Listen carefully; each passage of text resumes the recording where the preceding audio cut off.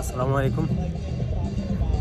আমি ভারত পাকিস্তান সিজফায়ার ঘোষণা হওয়ার পরে ফেসবুকে একটি স্ট্যাটাস দিয়েছিলাম যে যুদ্ধ থামার অথবা যুদ্ধ সিজফায়ার ঘোষণা হওয়ার কারণ কী হতে পারে। আমি সেখানে একটি কথা বলেছিলাম যে নিউক্লিয়ার। যদিও তখন পর্যন্ত এটা নিয়ে কেউ কোনো বক্তব্য দেয়নি অথবা বোঝা যাচ্ছিল না যে আসলে কেন ডোনাল্ড ট্রাম্প নিজে থেকে যুদ্ধ বন্ধের ঘোষণা দিয়েছেন।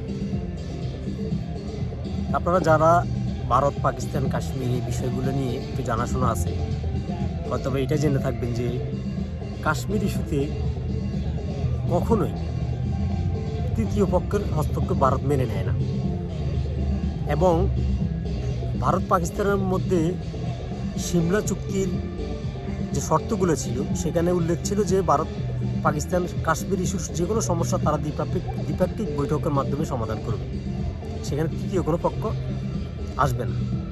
এবারের যুদ্ধে দেখা গেল কি, এবারে যে সংঘর্ষতে দেখা গেল কি তৃতীয় পক্ষ চলেই আসলো, ডোনাল্ড ট্রাম্প। ভারতের এখন পর্যন্ত এই লড়াইয়ে সবচেয়ে বড় ফেইলিয়ার হচ্ছে যে তৃতীয় পক্ষ এখানে চলেই এসেছে। এখন চলে এসে শুধু এসেই থাকেনি, এই তোমরা যুদ্ধ বন্ধ করো, হ্যাঁ ওকে আমি বলে দিয়েছি, ওরা যুদ্ধ বন্ধ করে দিয়েছে। ভারত যে একটা আত্মগরিমায় ভোগে, পৃথিবীতে তারা একটা সুপার পাওয়ার হওয়ার জন্য যেই বক বক অহেতুক কথাবার্তা বলে অথবা তারা দেখায় যে তারা আসলে অনেক কিছু হয়ে গেছে, এখন পৃথিবীতে মোড়লগিরি করবে। আমেরিকা তাদেরকে এই সিজফায়ার ঘোষণার মাধ্যমে বুঝিয়েছে যে তোমরা এখনো বাচ্চা, তোমাদের উপরে হস্তক্ষেপ করার জন্য এখনো আমাদের পৃথিবীতে মুরব্বীরা রয়েছে, তোমরা এখনো ওই অবস্থায় চলে যাওনি। যাদের পৃথিবীব্যাপী এত অভিবাসী, যাদের এখনো 40 কোটির উপরে মানুষ দারিদ্র সীমার নিচে, যেটা পৃথিবীর সর্ববৃহৎ, যেই দেশে এখনো অর্থনৈতিক অবস্থার মারাত্মক খারাপ, সেই দেশ যদি অন্যের উপরে এত মোড়লগিরি দেখাতে যায় তাহলে অবস্থা এটাই হবে। তো ভারতের ফেলিয়ারের আসলে যুদ্ধ কারোর জন্যে তো ভালো জিনিস এখানে পাকিস্তানেরও ফেলিয়ার রয়েছে।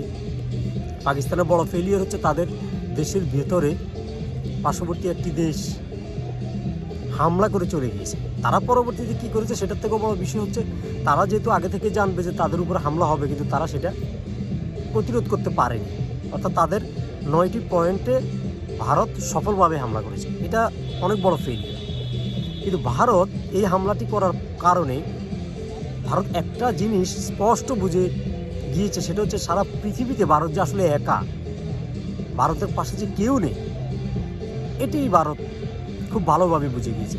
তারা বলবে রাশিয়ার কথা, রাশিয়া এই যুদ্ধ চলাকালীনও রাশিয়া চীনের সাথে বৈঠক করেছে, তাদের সাথে অর্থনৈতিক চুক্তি করেছে, অর্থাৎ ভারতের পক্ষে তারা সন্ত্রাসী হামলার পর একটা নিন্দা জানিয়েছে, কিন্তু ভারতের পক্ষে কিন্তু তারা দাঁড়ায়নি।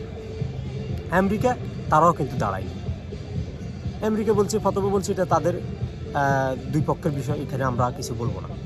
তার মানে ভারতের পক্ষে দাঁড়ায়নি। ফ্রান্স ভারতের পক্ষে দাঁড়ায়নি, তারা ব্যবসা করেছে, রাফাইল বিক্রি করেছে, কিন্তু ভারতের পক্ষে দাঁড়ায়নি। পক্ষান্তরে আপনি যদি দেখেন পাকিস্তানের পক্ষে কী ছিল, প্রথমত পাকিস্তানের উপরে হামলার জন্য অনেক আমেরিকার মতো দেশও বলেছে এটা অনাকাঙ্ক্ষিত। তো তুর্কি তারা তো শুধু পাকিস্তানের পক্ষে এসে দাঁড়ায়নি, তারা তাদের কার্গো ভর্তি ড্রোন পাঠিয়েছে। চীন তো তাদের পাশে দাঁড়ায়নি, তাদেরকে যত ধরনের সামরিক সরঞ্জাম দেওয়ার সবই দিয়েছে। তারপরে এই যুদ্ধ চলাকালীন সময়ে আপনারা খেয়াল করেছেন কিনা জানি না, সৌদি আরবের পররাষ্ট্রমন্ত্রী পাকিস্তান সফর করেছেন, ভারত সফর করেছেন, করে উনি চলে গিয়েছেন। পাকিস্তান এতে বিবৃতি দিয়েছেন যে পাকিস্তানের নাগরিকদের উপরে ভারতের যে হামলা সেটার জন্য সৌদি আরব নিন্দা জানিয়েছে এবং তাদের শোক নিহত পরিবারদের প্রতি সমবেদনা জানিয়েছে। ভারতকে কি মেসেজ দিয়েছিল সৌদি আরবের পররাষ্ট্রমন্ত্রী, এটি কিন্তু ভারত প্রকাশ করেনি। তার মানে এটি থেকে বোঝা যাচ্ছে যে ভারতকে ভালো কোনো মেসেজ দেয়নি। সৌদি আরব পাকিস্তানের পক্ষে দাঁড়িয়েছে। এরপরে ইরানের পররাষ্ট্রমন্ত্রী উনিও সফর করেছেন, পাকিস্তান সফর করেছেন এবং ভারতে সফর করেছেন। ভারতও এটি নিয়ে কোনো বক্তব্য দেয়নি, কিন্তু পাকিস্তান বক্তব্য দিয়েছেন। অর্থাৎ ইরানও দেখে বোঝা যাচ্ছে যে পাকিস্তানের পক্ষে অবস্থান নিয়েছেন। শুধু সেটা না, কাজাকিস্তান থেকেও পাকিস্তানের জন্য সামরিক সরঞ্জাম পাঠানো হয়েছে। আন্তর্জাতিক বিশ্বে ভারতের পক্ষে কে ছিল? দক্ষিণ এশিয়ার কোনো দেশ তো ওদের পক্ষে নেই, আগেও ছিল না, এখনও নেই। ভারত একা হয়ে গিয়েছে। এখন তাহলে ভারত কি একা এই লড়াইটা চালিয়ে নিতে পারবে? একটা বিষয় একদম পরিষ্কার, এটি নিয়ে অনেক বক্তব্য থাকতে পারে, কিন্তু যাদের মোটামুটি মাথায় গিলু আছে, যারা গরুর দুধ খায় মূত্র খায় না, অর্থাৎ তারা এই জিনিসটি ক্লিয়ারলি বুঝতে পারবে যে এই যুদ্ধ থামানোর ক্ষেত্রে, এই যুদ্ধ বন্ধ হওয়ার ক্ষেত্রে পাকিস্তানের কোনো অনুরোধ ছিল না। এটি ভারতের অনুরোধে হোক অথবা আন্তর্জাতিক বিশ্ব যারা ভারতকে এই অঞ্চলে চীনের প্রতিদ্বন্দ্বী হিসেবে রেখে দিতে চায়, তারা মনে করেছে যে না, এই লড়াইয়ে ভারত হেরে যাবে, আরও ভয়াবহ ক্ষতি হয়ে যাবে।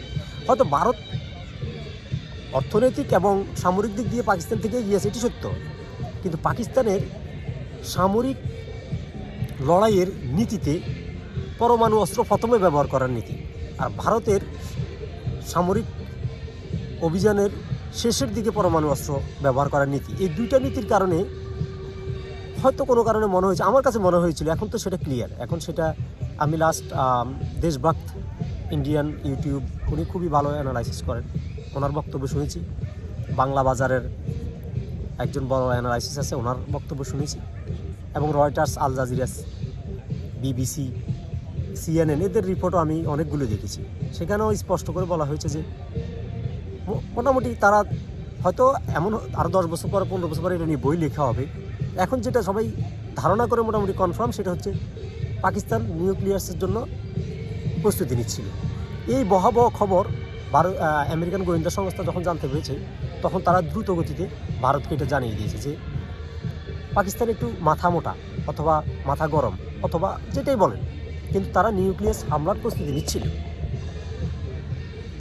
যদি এটি হতো তাহলে ভারত কী করত? সাধারণ জনগণের কী হতো? যেহেতু পাকিস্তানের ড্রোন, তুর্কি ড্রোনগুলো দিল্লি পর্যন্ত পৌঁছে গিয়েছে, এবং সর্বশেষ ভারতীয় সামরিক বাহিনীর যে সংবাদ সম্মেলন, সেটা থেকে স্পষ্ট হয়েছে যে তাদের যে যুদ্ধ অভিযান যে ভূপাতিত হয়েছে, এটি তারা অস্বীকার করেনি, স্বীকারও করেনি, কিন্তু তারা এটা এড়িয়ে গিয়েছে। বলছে যুদ্ধ করতে গেলে কিছু ক্ষয়ক্ষতি তো হবেই। এর মানে বোঝা যাচ্ছে তাদের রাফায়েল বা অন্যান্য ক্ষয়ক্ষতি হয়েছে, এবং তারা অফিসিয়াল বক্তব্য অর্থাৎ সংবাদ সম্মেলনে এটিও স্পষ্ট করেছেন যে তাদের 5 জন সেনা কর্মকর্তা নিহত হয়েছে। আপনি বলেন তো, 5 জন সেনা কর্মকর্তা কি মানে কি ওরা এমনি এমনি মারা গেল? 5 জন সেনা কর্মকর্তা যদি মারা যায় পাকিস্তানি অ্যাটাকে, নিশ্চয়ই ওখানে আরও মানুষ হতাহত হয়েছে। ওদেরকে তো স্নাইপার দিয়ে গুলি করেনি, ওখানে বোম ব্লাস্ট হয়েছে, মিসাইল পড়েছে, তারপরে এই মানুষগুলো মারা গিয়েছে। অর্থাৎ সামরিক বেজ যে অ্যাটাক করতেছে পাকিস্তানি মিলিটারিরা সক্ষম, এটা ভারত বুঝে গিয়েছে। পাকিস্তানের দিক থেকে তাদের ক্ষয়ক্ষতি হয়েছে, তাদের সাধারণ মানুষ, নিরস্ত্র মানুষকে মেরেছে। আপনি সেটাকে সন্ত্রাসী বলতে পারেন, যাই বলতে পারেন, কিন্তু তারা ঘুমন্ত ছিল, তাদের উপরে অ্যাটাক করে আপনি তাদেরকে মেরেছেন। কিন্তু আপনি অন ফিল্ডে, আকাশপথে অথবা স্থলপথে যুদ্ধে আপনি তাদের কাউকে কিছু করতে পারেন। কিন্তু আকাশপথের যুদ্ধে এখানে পাকিস্তানের জয়টাই বেশি, যেহেতু তারা গোপনে হামলা করেনি, যুদ্ধ চলাকালীন সময়ে তারা ভারতের অভ্যন্তরের ভিতরে হামলা করে তাদের, ধরে নিলাম তাদের 5 জন সৈন্যকে হত্যা করেছে বা 20 জনের মতো সাধারণ মানুষ হত্যা করেছে, ধরেই নিলাম, কিন্তু এটা কি বড় ফেলিয়ার না ভারতের জন্য? ভারত আগামীতে বুঝতে পারবে যে ভারত পাকিস্তান এখন আর 1971 সালের পাকিস্তান নয়, 1965 সালের পাকিস্তানও নয়। ইন্টারন্যাশনালি পাকিস্তানেরও অনেক বন্ধু রয়েছে, ভারতেরও রয়েছে, তবে পাকিস্তানের অর্থনৈতিকভাবে যেহেতু দুর্বল, আর পাকিস্তানের রাজনৈতিক নেতারা অনেক জনপ্রিয়, তার জনপ্রিয়তা নেই, অর্থাৎ তাদের জন্য জনপ্রিয়তা বাড়ানোর জন্য অথবা তাদের দুর্বলতাকে ঢাকা দেওয়ার জন্য তাদের যুদ্ধই বেশি প্রয়োজন। পাকিস্তানে হারানোর কিছু নেই, কিন্তু ভারতের অনেক কিছু হারানোর আছে।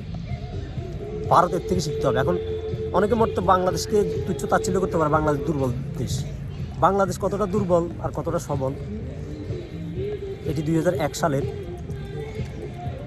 বিএসএফের সাথে বিজিবির যে 3 দিনের যুদ্ধ সেটি বড় প্রমাণ। সেটি নিয়ে আরেকদিন বলবো। ভালো থাকবে।